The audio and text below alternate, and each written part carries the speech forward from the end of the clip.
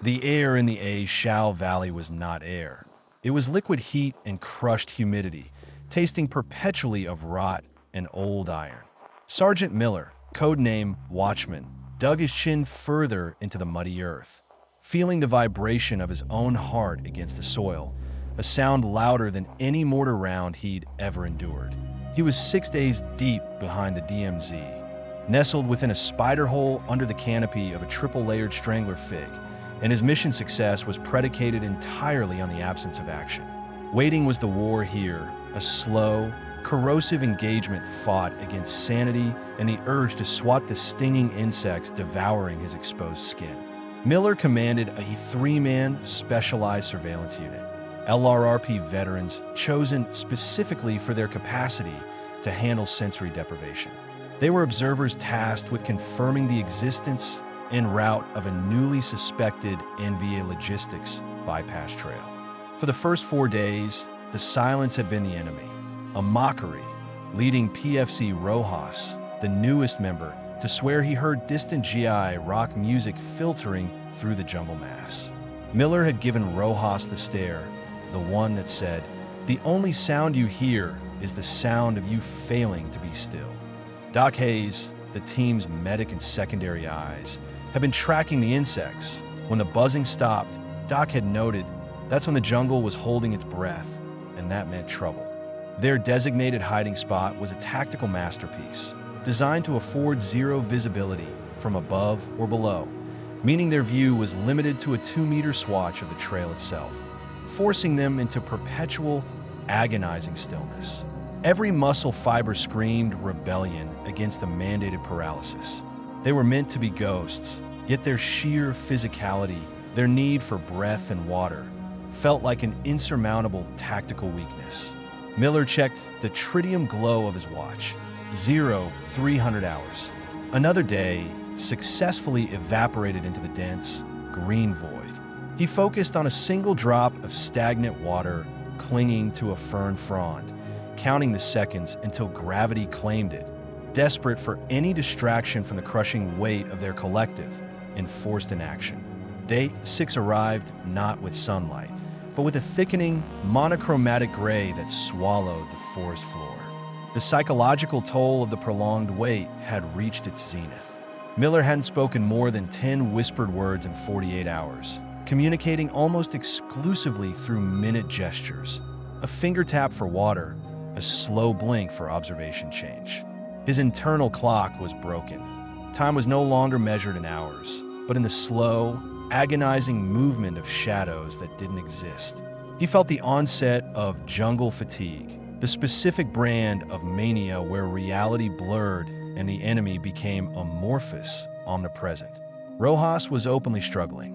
His eyes were bloodshot and perpetually wide, tracking movements in the dark corners of the hide that were only dust motes and refraction. Rojas had started a dangerous habit, tasting the damp earth under his fingernails, perhaps searching for some anchor to the physical world. Doc Hayes was the most grounded, but even his patience was fraying. Doc spent hours meticulously checking his kit, retaping his already perfectly taped magazines, finding solace in the tedious repetition of preparation for a combat scenario they were explicitly ordered to avoid. Miller knew the critical window was closing. They were scheduled for radio contact and extraction in 30 hours. If they failed to spot movement today, the mission would be deemed a bust, and 6 days of mental torture would have been for nothing.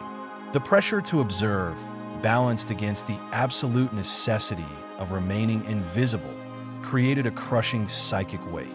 Miller mentally reviewed the mission parameters: observe, record coordinates, report. Under no circumstances engage. The memory of the briefing officer's stern face, "You fire, you die. More importantly, you fail the mission," was clearer than the face of his own wife. The silence intensified, becoming a physical substance pressing against his eardrums. He fought the urge to scratch a mosquito bite on his neck. He knew that even the faintest sound could travel impossibly far in this humid, dead air. He realized that this waiting was designed not just to gather intelligence, but to break men down until they were pliable and desperate, The monotony broke violently at 14:17. It wasn't a sound that alerted Miller, but a sudden, rhythmic displacement of shadows on the trail swatch. Miller tapped Doc Hayes' shoulder twice. Immediate observation. What appeared was not a disorganized patrol, but a professional, heavily equipped NVA supply column. This was not the standard fare. This was a major logistical artery. The column was moving silently, efficiently, a serpentine shadow of men and supplies. Miller began counting, transmitting the numbers through minute finger flicks to Doc, who meticulously recorded them on treated waterproof paper. They counted over 70 men, heavily armed, carrying disassembled anti-aircraft guns and stacks of 82mm mortar rounds. This was a force far exceeding their initial intelligence assessment. The implications were immense. The NVA was preparing for a significant offensive, likely aimed at a U.S. firebase well to the south. Miller watched the faces of the soldiers passing barely 5 feet from his position. They were disciplined, tired but focused, hardened veterans who knew the jungle intimately. One man, carrying a heavy crate, paused directly over their hide, adjusting his load. Miller could smell the man's sweat, the faint aroma of tobacco and stale rain. The fear was primal, paralyzing. To breathe was to risk annihilation. The irony was suffocating. They had achieved total mission success, witnessing the entire objective, yet they were utterly helpless. If they were spotted, the entire column would converge on their position, ending the engagement in less than 60 seconds. Miller felt a profound sense of tactical impotence. His rifle, his training, everything was nullified by the necessity of silence. The column continued for 12 agonizing minutes, a continuous stream of war material flowing southward, a river of imminent destruction. As the last soldier faded into the gloom, Miller slowly let out the breath he felt he had held for the entire 6 days. He had the coordinates, the count, the confirmation. The waiting had paid off. The mission was accomplished, assuming they could transmit the data. The immediate relief was potent, narcotic, but it was quickly replaced by a subtle, creeping unease. The supply column had passed, and yet the jungle remained unnaturally quiet. Doc Hayes noticed it first, tapping Miller's arm and pointing towards the upper canopy. The usual cacophony of the jungle, the chirping of cicadas, the calling of exotic birds, the constant hum of life, had not returned. It was a vacuum, an active silence more chilling than any battle roar. "They spooked everything," Miller whispered, justifying the silence. Doc shook his head, a minute, almost imperceptible movement. "No, sergeant. That many men moving that fast. They stir up the ground. The animals come back within 5 minutes. This is deliberate." Rojas was shivering violently now, regardless of the heat. He pressed his face against the dirt and mumbled, "They left eyes. They knew we were watching. They left eyes." Miller discounted it as Rojas's fraying nerves, but the cold knot in his stomach tightened. The NVA were smart. They knew that major troop movements were guaranteed to attract U.S. surveillance teams. Leaving a scouting party behind to hunt the hunters was a classic, brutal tactic. Miller tried to rationalize. Their concealment was flawless. Their position deep in the primary growth was textbook. No one could have followed the column's scent trail and located them this quickly. Yet, the unnatural silence persisted, suggesting that something disciplined, something predatory, was very near and intentionally suppressing the ambient noise of the jungle. They were scheduled to initiate radio contact with base camp in 2 hours at 0200. Miller decided to prioritize the transmission. If they had been compromised, getting the intel out was paramount. He eased his hand towards the RT-36 radio, which was wrapped in multiple layers of sound-dampening material. The air felt heavy, almost resistant, as if the jungle itself was listening. The realization of the trap dawned on Miller with chilling clarity, a full 5 minutes too late. He had assumed the NVA surveillance team, if one existed, would be sweeping the area, looking for obvious signs of disturbance or secondary trails. He had prepared for perimeter defense. But the enemy had not swept. They had weighted dash. They had observed the behavior of the natural environment, specifically the behavior of the very life that Doc Hayes had tracked. Miller finally understood Doc's earlier concern. The prolonged silence wasn't fear, it was coordination dash. The NBA had positioned their dedicated Sapper team not to search, but to lie in wait, concealed near their known patrol routes, monitoring the micro-movements of the surrounding ecosystem.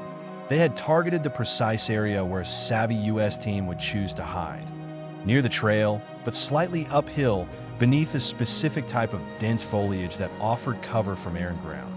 They weren't hunting for sight. They were hunting for scent, for the faint chemical trace of human presence, for the sound of an involuntary cough, or the click of a poorly handled weapon. They were experts in tracking the infinitesimal telltales of deep-cover LRRP units. Miller signaled to prepare for immediate, silent extraction. Their window of safety had violently slammed shut. He moved his hand slowly, agonizingly, towards his combat knife, intending to cut the radio cord to prevent static interference during their retreat. Just as his fingertips brushed the rubber casing, a sound, so slight it was almost imagined, reached his ears, the distinct wet shhb of a combat boot sinking fractionally into the mud, far too close. They were inside the designated kill zone. The silent hunters had found the Watchman. The 12-minute massacre began not with a bang, but with a horrifying, choked silence. It was 1:58 hours. Rojas, who had been tasked with observing the jungle directly behind their concealed position, made the first sound, a strangled, rasping inhalation, cut immediately short. Miller didn't hear a shot. He heard the faint, dull thud of a body collapsing into soft earth, the sound muted by the densely packed foliage. Two highly trained NVA sappers, likely veterans of the silent infiltration teams, had approached from the rear, taking advantage of the hide's limited rearward visibility. They used garrotes and specialized silenced pistols, ensuring zero acoustic signature. Miller spun, pulling his M16 instinctively, but he was too late. Rojas was already a silent casualty, eyes wide and fixed on the oppressive canopy. The first sapper, a shadow of muscle and jungle paint, lunged into the hide, aiming a razor-sharp bayonet at Miller's throat. Miller reacted with pure animal speed, deflecting the strike with the barrel of his rifle. The close-quarters fight was instantaneous, brutal, and utterly silent save for the grunt of effort and the tearing of canvas. Doc Hayes, reacting to the violent movement, shoved the radio deeper into the mud and pulled his .45 sidearm. He fired twice, the heavy thud of the suppressed weapon barely penetrating the dense air, but the shots were wild, hitting only mud and roots. The second sapper, using the confusion of the cramped space, drove a knife deep into Doc's thigh. The entire engagement was fought within a 6-foot radius, a microcosm of absolute violence amidst the vast, listening silence of the jungle. Miller brought the heavy buttstock of his M16 down onto the first sapper's head. The crack was sickeningly loud in the small space, finally breaking the imposed quiet. But the sound was also their death warrant, confirming their exact location to the waiting enemy outside. The fight became an insane dance of survival in the absolute dark of the hide. Miller discarded his rifle. It was useless at this range, too long, too cumbersome. He drew his trench shovel, an implement designed for digging and bludgeoning, not for finesse. He engaged the first sapper again, now groggy but still deadly, their movements driven by pure, trained lethality. The iron edge of the shovel connected with the sapper's forearm, shattering bone. The sapper emitted a sharp, stifled cry of pain, the first genuine noise of the engagement. The duality had dissolved entirely. The long, crushing silence had given way to immediate, terrifying hand-to-hand combat, a scenario their mission doctrine had deemed impossible. Doc Hayes, bleeding heavily from his leg wound, was struggling with the second sapper, using his medical bag as a shield, desperately trying to keep the enemy's blade away from his torso.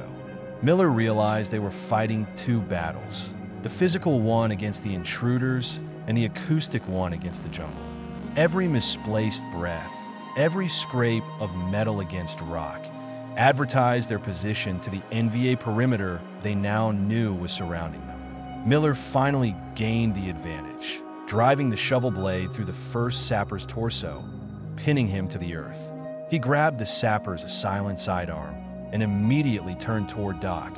But before he could fire, the surrounding jungle erupted, not with rifle fire, but with the distinct metallic thunk of heavy objects impacting the earth, fragmentation grenades. The explosions were not the massive, disorienting blasts of standard U.S. ordnance. They were tight, focused blasts of shrapnel and mud, strategically placed around their hide to rupture the concealment without flattening the entire area, designed to drive the survivors out into the open. Miller scrambled, pulling Doc Hayes deeper into the center of the hide, sheltering him with his own body. He knew there were dead men walking. The NVA had simply tightened the noose, waiting for the internal struggle to confirm the target. In a desperate, final attempt to gain tactical information, Miller fumbled with a single illumination flare, pulling the pin and tossing it high above the canopy.